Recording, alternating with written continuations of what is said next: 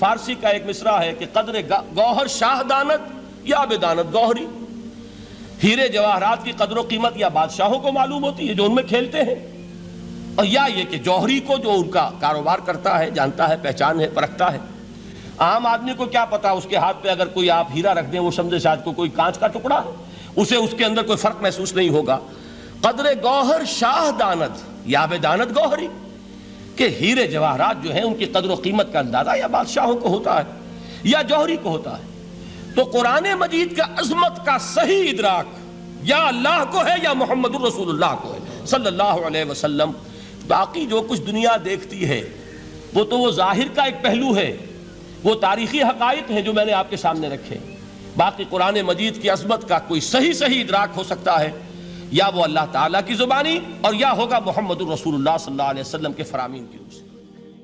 دیکھیے قرآن مجید کی عظمت یہ کلام ہے، اس کی کلام کی عظمت کا پہلا پہلو ہے متکلم کی عظمت کے اعتبار سے۔ عربی میں کہا جاتا ہے کہ کلام الملوک ملوک الکلام ہے، بادشاہوں کا کلام کلاموں کا بادشاہ ہوتا ہے۔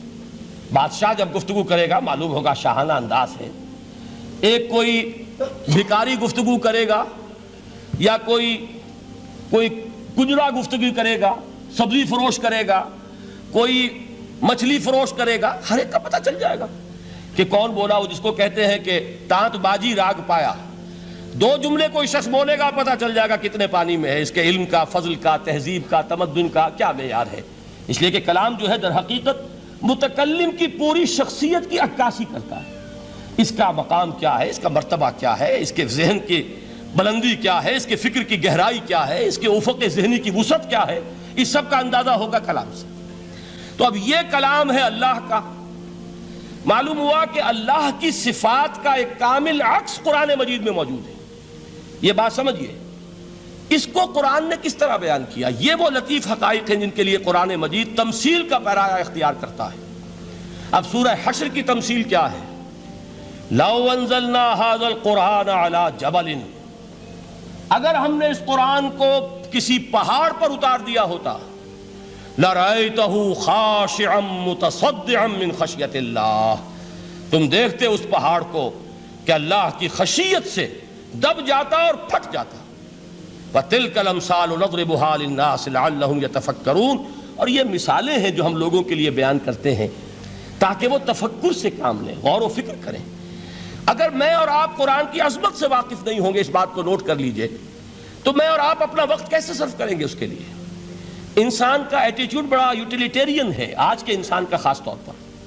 وہ کسی ایسے ہی کام کے لیے وقت لگائے گا جس میں اس کے لیے فائدہ ہو، اور اس فائدے کی چیز اگر نہیں ہے تو اس کی طرف متوجہ نہیں ہوگا۔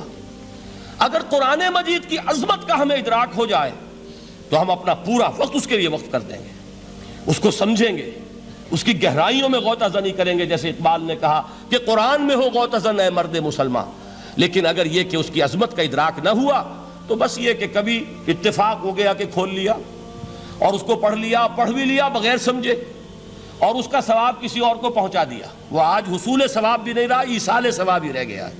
ورنہ یہ کہ بہرحال علامہ اقبال نے جو اس پر پھپتی چست کی ہے کہ بآیا تشترا کارے جزی نیست کہ از یاسین او آسا بمیری، اس قرآن کی عظیم آیات سے اے مسلمان آج تیرا سروکار صرف اتنا رہ گیا ہے کہ کوئی شخص مر رہا ہو، عالم نزع میں ہو، تو اس کو یاسین سنا کر اس کی جان جلدی سے نکال دو، آسانی سے نکل جائے۔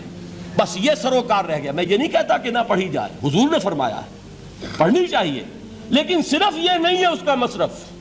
یہ تو انسانی زندگی کی رہنما کتاب بن کر نازل ہوئی ہے، اس کے اوپر اس اعتبار سے توجہ تم نہیں کر رہے ہو، بلکہ تمہاری اس کے ساتھ جو ہے دلچسپی صرف اتنی رہ گئی ہے۔ تو پہلی بات یہ کہ یہ سمجھیے کہ قرآن نے یہ تمثیل اختیار کی اپنے عظمت کے بیان کے لیے۔ اگر ہم نے اس قرآن کو پہاڑ پر اتار دیا ہوتا تو تم دیکھتے کہ وہ پھٹ جاتا اور دب جاتا۔ اب اس کو سمجھیے، القرآن یفسر بعضہ بعضا، قرآن کا ایک حصہ دوسرے حصے کی تفسیر کرتا ہے۔ سورہ اعراف میں واقع آیا ہے کہ حضرت موسیٰ علیہ السلام کا آپ کو معلوم ہے کہ کوہ طور پر اللہ تعالیٰ سے ہم کلامی کا شرف حاصل کرتے تھے، گفتگو ہو رہی ہے لیکن اللہ نظر نہیں آ رہا۔ اب اس کو اپنے اوپر طاری کیجئے کہ صاف سامنے آتے بھی نہیں، صاف چھپتے بھی نہیں۔ یہ جو صورتحال تھی کہ اگر کسی کی آپ آواز سن رہے ہیں، کلام سن رہے ہیں، سامنے نہیں آ رہا، تو آپ کے دل میں خواہش پیدا ہوگی کہ ذرا سا یہ پردہ بھی اٹھا دیا جائے، مجھے دیدار بھی حاصل ہو جائے۔ لہذا سورہ اعراف میں ہے جب کئی بار یہ شرف ہم کلامی حاصل ہوا اللہ سے، تو حضرت موسیٰ علیہ السلام نے بڑی ہمت سے کام لیا، بڑی جرت کی، درخواست کر دی، رب ارنی انظر الیک، یہ جو پردہ بیچ میں حائل کیا ہوا ہے پروردگار، تو میرا شوق دیکھ، میرا اشتیاق دیکھ، تو مجھے ذرا دیدار بھی عطا ہو جائے۔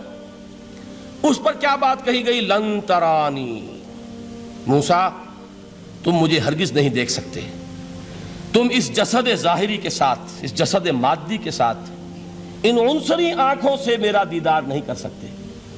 ولیکن انظر الی الجبل، دیکھو ہم تمہیں ایک مثال دیے دیتے ہیں، ذرا اس پہاڑ کی طرف دیکھو، ہم اپنی ایک تجلی اس پر ڈالیں گے، فَإِنِ اسْتَقَرَّ مَكَانَهُ فَسَوْفَ تَرَانِي، اگر وہ پہاڑ ہماری تجلی کو جھیل جائے، تحمل کر لے، تو تم بھی سوچنا کہ شاید ہمیں دیکھ سکو۔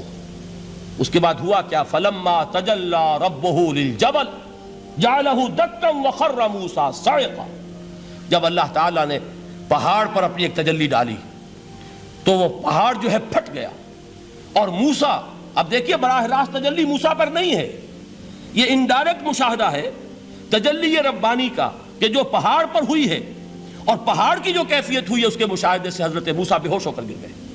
وَصَعِقَ مُوسَىٰ خَرَّ مُوسَىٰ صَعِقًا، یہ ہے وہ مثال جو یہاں دی ہے قرآن کے لیے۔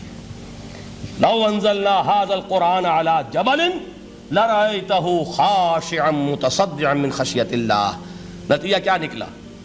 انفر کیجئے، استدلال، استنتاج، نتیجہ یہ نکلا کہ جو تاثیر تجلی ذات ربانی کی ہے وہی تاثیر کلام ربانی کی ہے، صرف یہ ہے کہ ہمیں اس کا شعور نہیں، ہمیں اس کا ادراک نہیں۔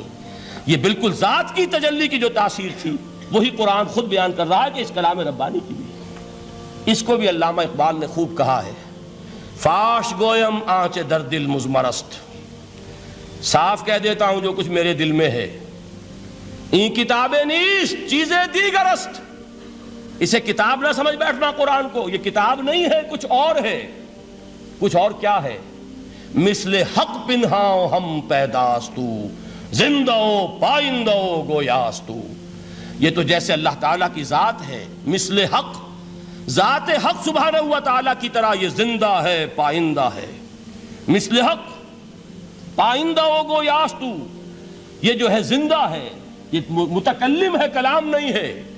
کل صفات ربانیہ جو ہیں ظاہر اور باطن، مثل حق پنہا، ظاہر و پنہا، اور حی و قیوم جیسے اللہ کی ذات ہے، وہی صفات اس کلام کی ہیں۔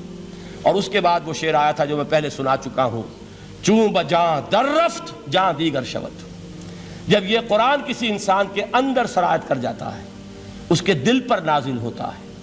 دیکھیے یہ الفاظ آپ کو کہیں اور نہیں ملیں گے۔ میرے نزدیک جہاں علامہ اقبال اس دور میں قرآن کی عظمت کا سب سے بڑا ثبوت ہے، وہاں عظمت قرآنی کے سب سے زیادہ واقف اور اس کا سب سے زیادہ شعور رکھنے والے بھی علامہ اقبال ہیں۔ یہ الفاظ آپ کو کہیں نہیں مل سکیں گے کہ مثل حق پنہاؤ ہم پیداستو، زندہ پائندہ گویاستو، چوں بجاں در رفت جاں دیگر شود، جہاں چو دیگر شد جہاں دیگر شود، جب یہ انسانوں کے اندر سرایت کر جاتا ہے، ان کے اندر ایک انقلاب آ جاتا ہے، اور یہ اندر کا انقلاب ہے جو ایک عالمی انقلاب کا پیش خیمہ بنتا ہے۔